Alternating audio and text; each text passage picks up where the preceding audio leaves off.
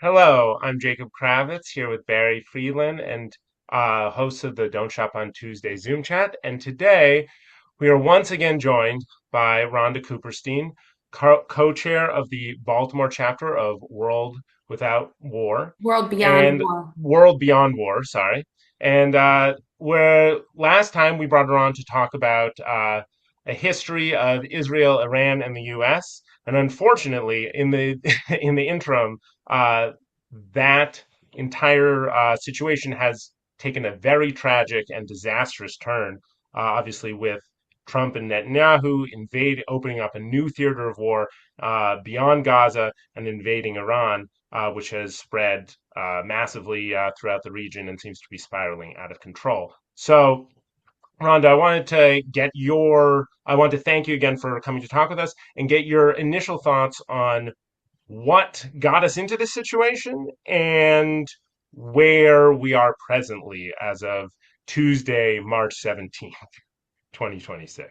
Well, I mean, historically, what's gotten us into this mess is the history of colonialism and imperialism, and it's gotten to the point now where we're back to a place of just pure, unadulterated barbarity in terms of countries going after what they want.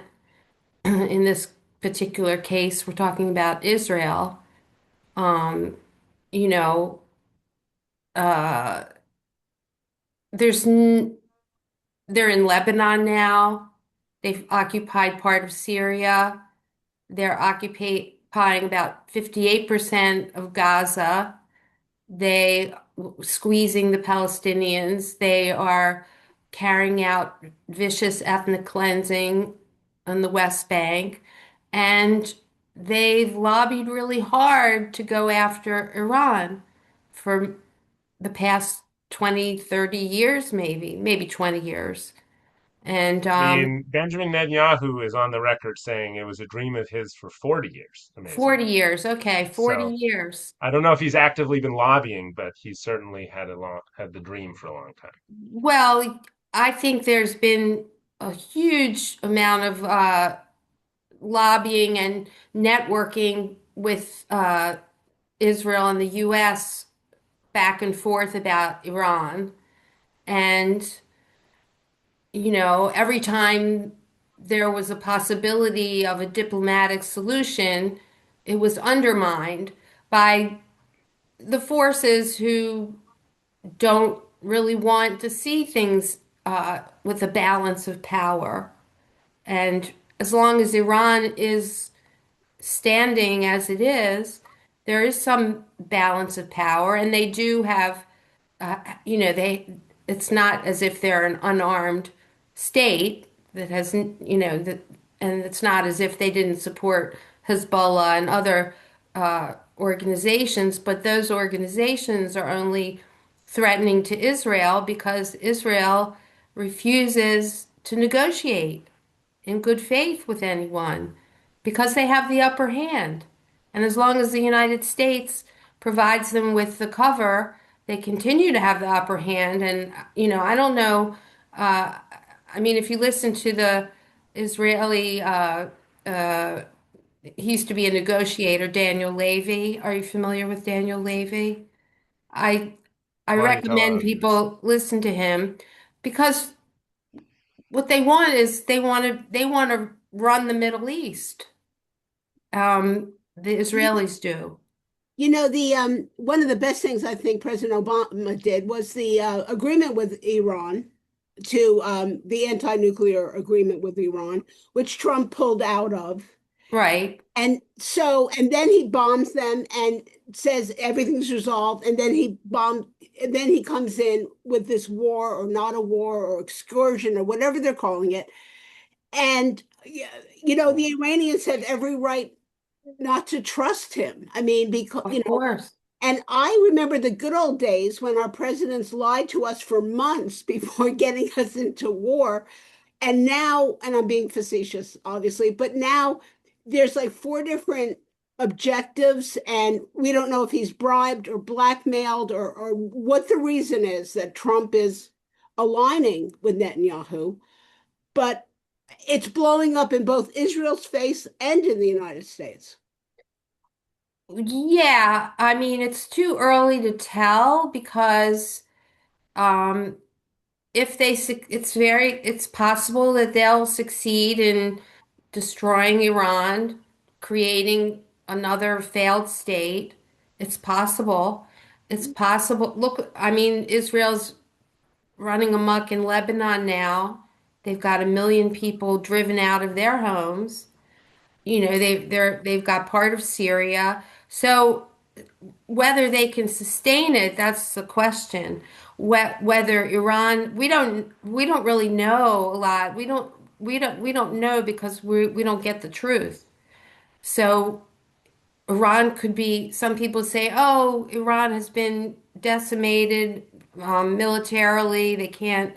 They'll never survive. We've destroyed everything, but they're still hanging in there right now, and they're going to keep fighting because their survival is at stake.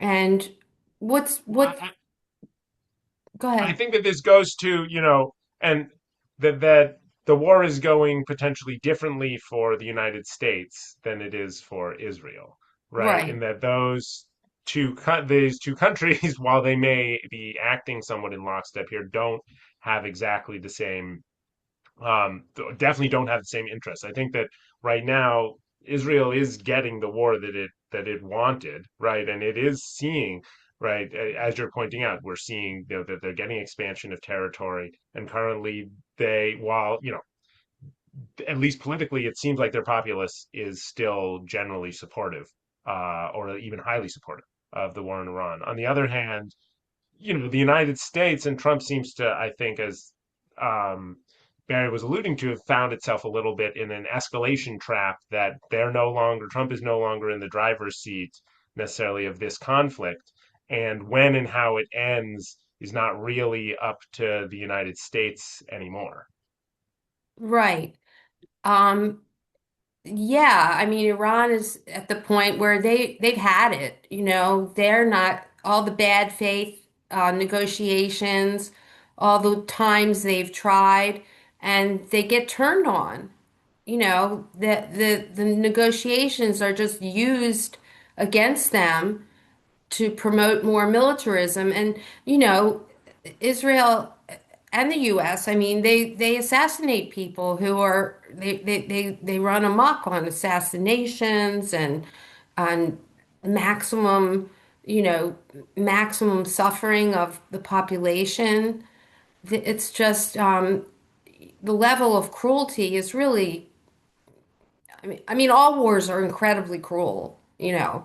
The war is just a very cruel thing. That's why I'm part of World Beyond Or War. beyond war. We're Yeah, war abolitionists. as There's we should no, be. there's no one war that doesn't lead to another war at some point. We see it Hmm. over and over again. And in the Middle East, I mean, could Israel become the giant superpower of the Middle East? I mean, it already is, but I mean, even more so than it already is. Are the millions and millions of Arabs and other ethnic minorities supposed to bow down and kowtow to them while they, you know, do whatever they want? I don't know. I also think that in some ways you could Israel and the U.S. It's hard to separate them now because they're so intertwined. You And know, um, Iran holds the oil card that that they produce the that through that Gulf of Hormuz. Did I say that right? I Strait of apologize. Hormuz. Yeah. Hormuz. 20% of the world's oil passes through. So they had the oil card, and I think they were scrappier and more and better fighting than people had estimated. They're coming out with drones and and I think it didn't happen in a day. like Venezuela or a couple of days. And I think people, and Israel's being bombed as well. I mean, they're not obviously dealing with the level of destruction that the rest of the Middle East is. But I still think that both countries underestimated this attack. And the day one, we bomb a school and 150 children are killed. Day Yeah. one. And then Trump tried to say that Iran did it. Do you remember? Yes, with a plane that only we have, by the way. With Right, right. So, yeah, I mean, we're really in a bad place overall in general, globally. And this is just one more, I mean, this is the extreme example of how out of control things have gotten with the rise of the right wing across the globe. I mean, you see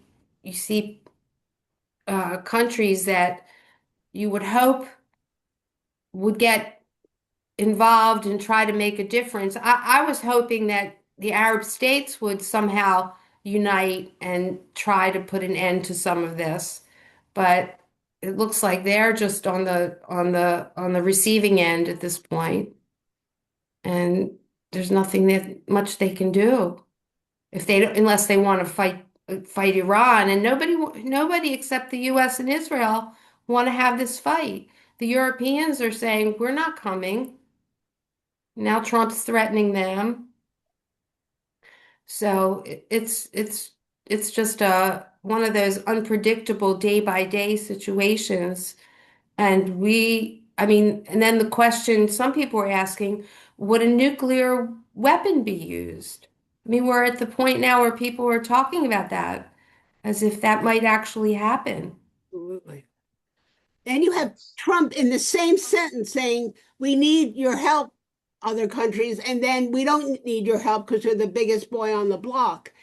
And after the tariffs and insulting NATO and all that he's done, not to mention this is a crazy war that no one else wants, he's not going to get help from anyone else. No, let's hope not. And I I look at the type of language that comes out of our leaders. Pete Hegseth saying that we have the strongest military in the world. We're so lethal. We can destroy anything.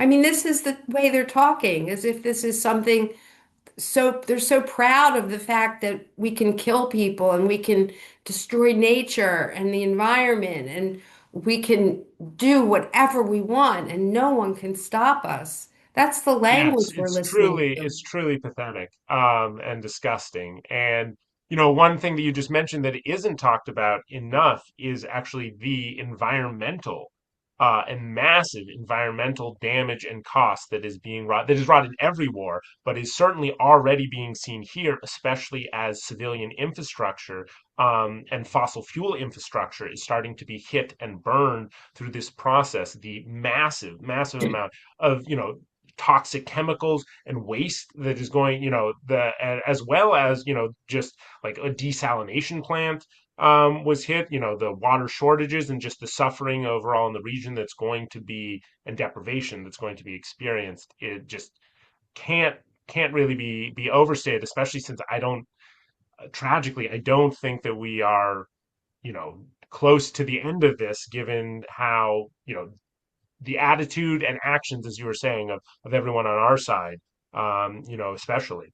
As someone who is, an advocate for peace and anti-war advocate, um, how I guess, how do you see the process of trying to push for peace within, to pressure both, our government to push for peace, and then as well to make that push for peace credible when, as you pointed out before, the Trump administration has now essentially, acted in such bad faith and has literally used negotiations, right, and peace talks as cover for, further military action multiple times now. How do we get that credibility back, and how do we, build a movement, that can actually begin to change the calculus around these decisions that are being made here in this country? Well,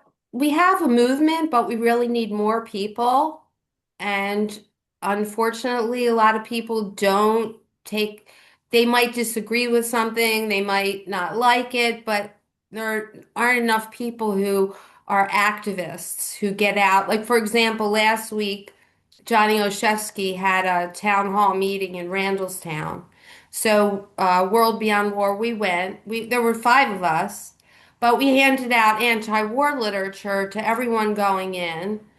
And when we went in, we luckily they didn't, a lot of times they can't, it's canned questions where you have to submit something ahead of time, but they opened up the floor.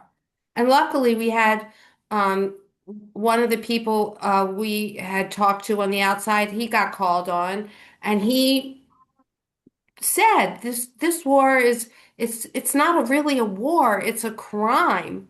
Mhm. It's just murder. It's just destruction. There's no purpose to it. And everybody in the audience clapped, everybody. And we have to like and somebody like Johnny Oshesky who's he's not he's he's on the fence, he's not strong enough, and he's on the Foreign Affairs Committee. We need to pressure him to the maximum, and that means really, really push him because he gets pushed back from the other side too. People who are, pro-war. So, and then we had another person in the audience who brought up something that people don't realize is what's happening in the Philippines and how the Philippine Army with U.S. weapons is bombing a place called Mindoro, trying to get rid of the indigenous population there using the weapons that the United States provides. So, we're the biggest uh, provider of weapons. We're the biggest, exporter of these violent weapons in the world. So until we can, if and when, and hopefully we can, uh, wake up our population enough to take an active stand against these lobbyists from whether it's APAC, whether it's the military contractors, whether it's, whoever's the war profiteers. There are all these people who benefit from war. It's not, and until there are enough of us to combat them, it's just not gonna change. That's one of the reasons why I was asking this is because, unlike unfortunately, in most other war cases since, World War II, at least at the beginning of those wars, Americans have been pulled and have been supportive of those wars. Tragically, once we deploy our military, there seems to be a large amount of jingoism in the country around that. However, this time that is not the case, and we already see that a majority, a vast majority among Democrats, but majorities among independents as well, not supporting this war. So there seems to be a lot of already energy, as you were alluding to, at these offices. What have you been finding as you're talking to people is resonating and saying is sort of from people's understanding around what is driving this and what needs to be different in order for us to in order for us to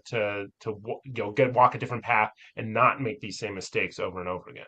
Well, I think first of all, turning off the mainstream media will be a big help, and really, war is so abstract to the people in our country. We're not the ones getting bombed. It's easy for us to go about our daily business, but really living our lives as if it's us that it's happening to, and let people, trying to open people's eyes to the fact that people are like, oh, war is inevitable. Oh, everybody's always at war. Well, that might be true, but that doesn't mean if you're against it, you don't have an obligation to come to be forceful and strong, just like you would want someone to stand up for you. You have to stand up for those people. We have to stand up for the all the innocent people in the world. There is like a global elite and they have captured a lot of power across the globe um, over these years. So our democracy is greatly diminished in this country. So we really have to work to get it back. And that's what I think groups like Indivisible, Allies for Democracy, Be the Change, those are some groups working nationally and locally. Um, you know, electing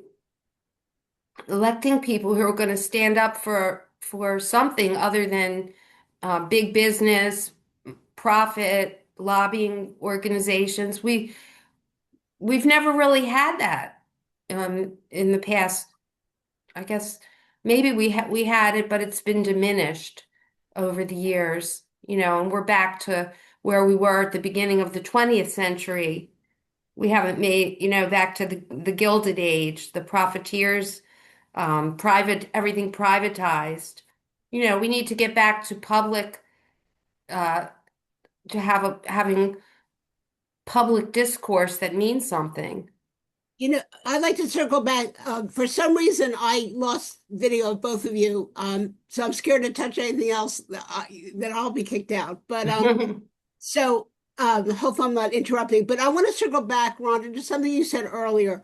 A major problem is the money that APAC, not only APAC, but the military industrial complex, Yeah. and they support mainstream media. They are advertisers. GE owns, whatever, and it's a battle of the bucks. I mean, a lot of these elected officials, a lot of mainstream media are simply bought off, and they may not even say that to themselves. They may not even admit it, but oh, I need money to campaign, or this is keeping us on the air. So we're fighting this massive dump of money. Um, we have to somehow offset that. Yeah, and the only way to do that is with people power. And on the ground, they say all politics are local. I mean, Hmm. we have to do, I do everything I can locally. I mean, there's only so much an online petition can do, but like I said, showing up in places that matter. On Thursday in the House, there's a break the bonds bill that's coming up that Maryland divest from Israeli bonds, divest from the pension fund in Maryland from Israel because of that's a way to pressure Israel. But every time we try to do something, uh, not just on that issue, somebody comes along and legislates our rights away. So as long as we tried to do peaceful boycott, divestment, sanctions, and then they came along and created an order that says that's not legal. So they're using the legal system against us very effectively. And so we have a lot of obstacles in our path. But people are keep working and trying. Here's the elephant in the room, that Israel and what's going on is being conflated with Jews worldwide, and it's sparking anti-Semitism, which is spiking. I mean, people are conflating Netanyahu with, the 16 million of the rest of us. And what scares me is I believe in coalitions, but we're getting vile anti-Semites who don't care about the Palestinians, who don't care about anyone in the Mideast, but they're anti-Israel, like Candace Owens or Tucker Carlson. So we are creating that we are enlarging some really dangerous voices that if they get any level of power, there's going to be even more sort of legislative or systemic or organized or legal anti-Semitism. Well, yeah, I mean, unfortunately, uh, that's used, Israel is used against all Jews in by some people. And we do have that problem to deal with on the right. The problem I have is when the ADL and these other organizations, they'll spend more time criticizing the left, anti-Zionist Jews, or pro-Palestine people who work with Palestinians, or Palestinians who are fighting for their rights. They spend more time, and those people aren't the ones who are uh, for the most part, uh, acting violently. They're the ones who we build coalitions with and who support us and we support them, but they're being punished. I mean, Jews are punished if they're, I've been in my neighborhood, I'm called a Hamas supporter or all kinds of names by other Jews because of my support for Palestinians. So it's a very complicated situation, but we have to distinguish between the right wing uh, anti-Semites and make sure that we have a clear distinction between what's anti-Semitic and what's anti-Zionist. And the right wing likes to, I mean, it's just a complicated mess. They like to conflate, those two, and as a result, to help forward, settler colonialist project, and conflate that with, a racist and anti, around an entire people, and anti-religion, sentiment, so and bigotry. So, um, yeah, it definitely is a problem. But how do you think that we try, that we manage as people are trying to look and figure out what is going on in this, that and they're looking at the voices. How do we both how do we make sure that we maintain that distinction and not elevate, and manage to basically win people away from that, from those sorts of individuals to continue to grow the coalition, but not, at the expense of, inviting in bigots. Well, I think we have to just be principled and clear in our position and make it clear as Jewish people, as Arabs, as any group that's working together for peace and justice, for war abolition, for equality, that we have to stay principled and on that path. And we can't allow ourselves, I mean, that the right wing is going to have their fight. I mean, that the right wing is going to have their fight over the the Tucker Carlsons are going to be fighting with the Ben Shapiros, and you know who Ben Shapiro is, right? Oh, yes. Yeah, yeah. I mean, the Candace Owens are going to be fighting. They're going to be fighting within themselves about the anti-Semitism, and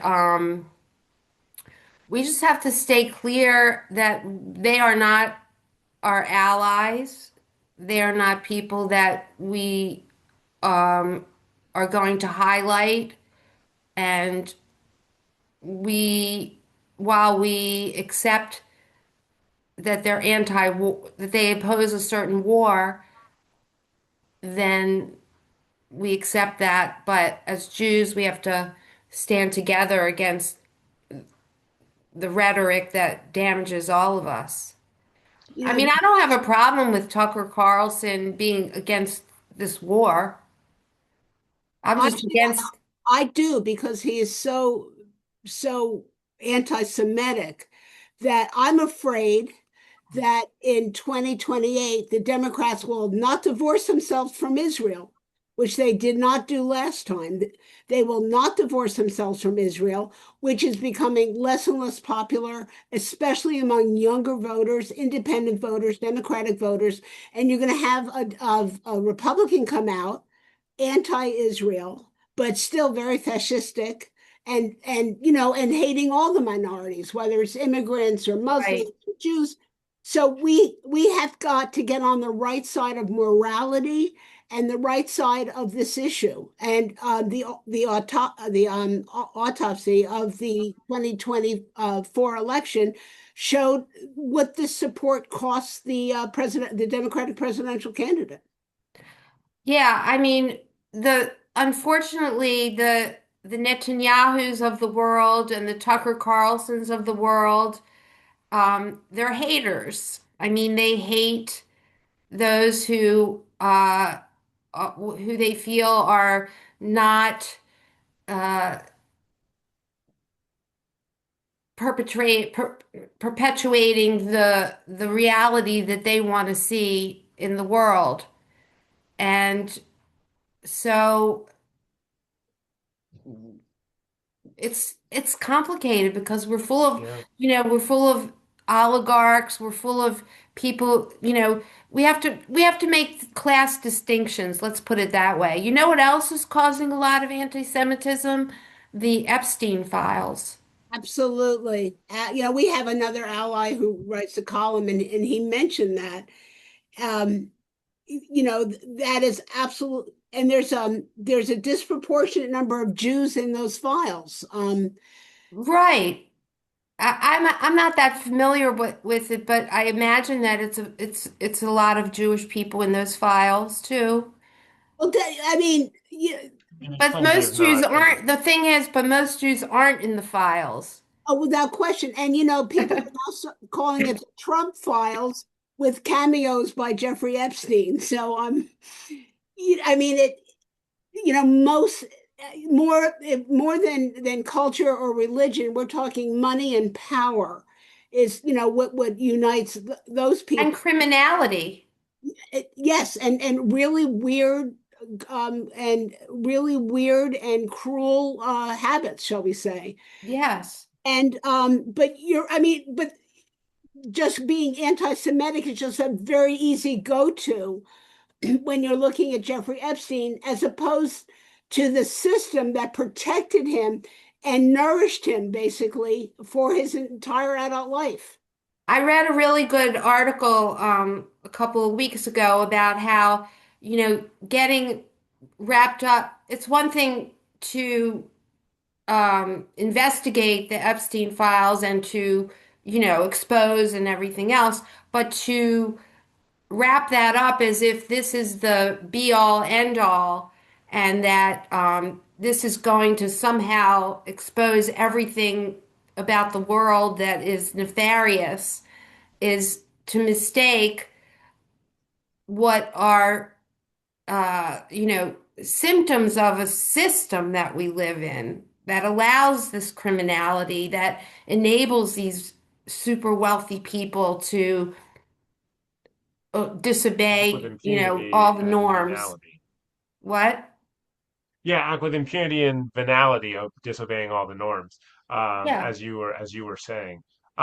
So as we read about, because I think that the Epstein files, there was an interesting poll from Dropside News which showed that a majority of people feel that at least that sort of drawing attention away from that political disaster was was at least part of why we ended up in this current political disaster. What now we're in both. But as we sort of That's hard that's a wrap, really hard thing to to fathom, but it's possible. I Oh, mean, I think the narcissism and the psychopathy of especially Trump and the administration officials should never be underestimated. Iran is actually trolling on social media and saying it, that this was just a distraction. And he's doing everything to distract because and for in the beginning of this war, the Google searches or the online searches for the Epstein files did go down. Um, so we have to be able True. to walk and chew gum at the same time. We have to be Yeah. able to address a whole host of horrors. Good point. But in tying this all together, or maybe not all of it, but in sort of as we're wrapping up here, I wanted to sort of um ask you for your thoughts on from where we are today and the situation, the extremely complex, multifaceted, and horrible situation that we find ourselves in here. What is, I guess I would say, like sort of a three-part question of what is it, what is the future that you fear is going to happen going forward? What's a hope that you have for the future, and how can our listeners, act today, or start acting going forward to take action to divert at least a little bit away from that first one towards the brighter one. Well, what I fear, of course, I fear nuclear war. You know, the doomsday clock. Are you familiar with the doomsday Yes. clock? Is now at 85 seconds to midnight. When I was growing Mhm. up, it was, I don't know, maybe 20 minutes to midnight, 85 seconds. Um, I do worry that Israel, in desperation, might use a nuclear weapon or tactical, whatever. I mean, Russia could as well. Um, uh, I think that what gives me hope is that people seem to be more galvanized now than they were 10 years ago. I mean, there are more people out and about. We're fighting ICE. We're fighting, people are more aware of what's in our backyard, what's come home to roost to us. So but I do fear that, and I also fear that the Middle East will become just a giant failed state living under an Israeli panopticon, where everybody is, AI and technology is is overwhelming humanity. Excuse me. Yeah, I mean, we haven't even really talked about how much AI has been driving and fueling much of this conflict, and how Not concerning at every step that we remove human beings from decision making loop and remove the consequence of decision and immediacy of that horror from decision makers. How much worse that makes these conflicts. I'm hopeful that the Israelis and will wake up. Excuse me, I have a cold. And the Palestinians will have justice. I'm hopeful that the ethnic cleansing can be stopped. I mean, I'm hopeful. I'm hopeful for that.